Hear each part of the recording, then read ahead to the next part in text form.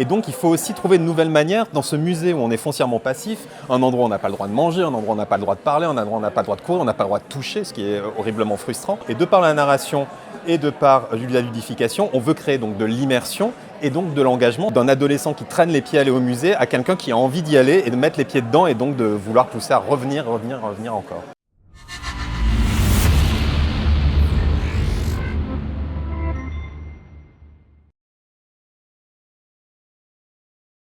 Sébastien Cotte, bonjour. Bonjour. Alors vous êtes cofondateur et président d'une société qui s'appelle Ikoy. C'est un studio transmédia. Tout à fait. Et vous avez développé un projet innovant Oui, tout à fait. dans le monde des industries culturelles et créatives. Est-ce que vous pouvez me dire à quel problème vous avez voulu répondre? Oui, alors ça fait 10 ans avec mon associé qu'on travaille dans le secteur culturel et on s'est rendu compte que dans la manière de construire la médiation, donc en fait tous les dispositifs, l'ensemble des expériences qui sont proposées dans les musées pour mettre les visiteurs en rapport avec les œuvres, il y a une vraie évolution qui se passe sur le plan technologique, on implémente des écrans tactiles, on implémente de la VR, mais il n'y a jamais de remise en question sur le fond du discours. Et en fait, ce discours reste quand même un discours de sachant.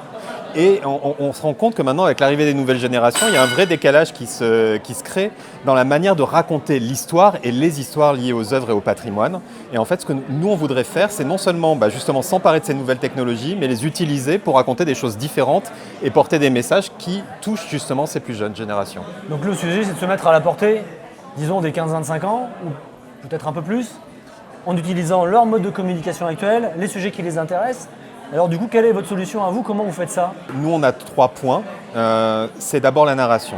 On se dit que maintenant, justement, sur des générations qui ont grandi avec Netflix, entre autres, et donc du coup, toute une offre pléthorique d'œuvres narratives, il faut rentrer, justement, il faut raconter les choses. Il ne faut pas les exposer, il ne faut pas proposer du catalogue, de la science pure, mais essayer de trouver des personnages, de trouver des éléments narratifs et de raconter des choses. Le deuxième point, c'est l'interaction et la ludification. C'est pareil, ce sont des générations qui ont grandi avec le jeu vidéo, c'est pas un loisir de geek, c'est vraiment une consommation culturelle déployée à large échelle sur cette génération-là.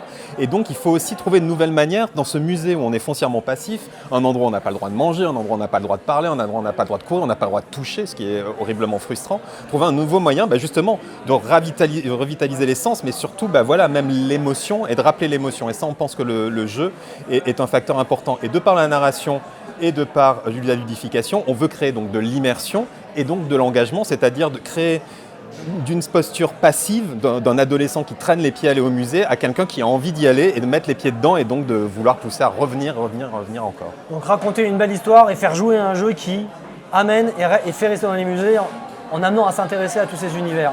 Donc qui est le public auquel vous vous adressez? Les musées ou ce grand public en l'occurrence? Les deux, c'est-à-dire qu'on est en train de réfléchir à toute une gamme de produits, donc des gens se déploient comme un studio, et donc on travaille directement pour les institutions culturelles, publiques ou privées, pour leur proposer nos services, aussi bien dans le conseil que dans la réalisation, mais parallèlement, donc on s'adresse aussi directement à ces jeunes parce qu'on est en train de constituer un produit, voire même une licence, qui a pour but justement de repenser ce rapport au patrimoine en racontant justement des histoires qui vont être déployées sous la forme de web novel, de webtoon avec un partenaire qui les écrit avec nous et aussi un jeu vidéo. Et justement, ce jeu vidéo qui sera publié très prochainement sur les stores, sur iOS et Android, a pour but de toucher directement chez eux ces jeunes gens et donc de venir rentrer et devenir des aventuriers qui partent à la découverte du patrimoine. Et c'est eux qu'on nous. Donc dès à présent, vous avez déjà des web novels que les gens peuvent lire.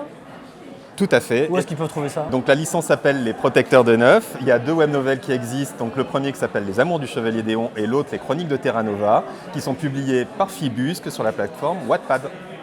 Parfait. Donc pour vous lecteurs, vous avez déjà un premier moyen de mieux comprendre l'univers que vous propose Sébastien avec Ikoy. Et pour vous les musées, les acteurs culturels, vous savez où est l'expert pour vous aider à parler à ces jeunes générations. Merci. Merci. Et à bientôt sur Inventif.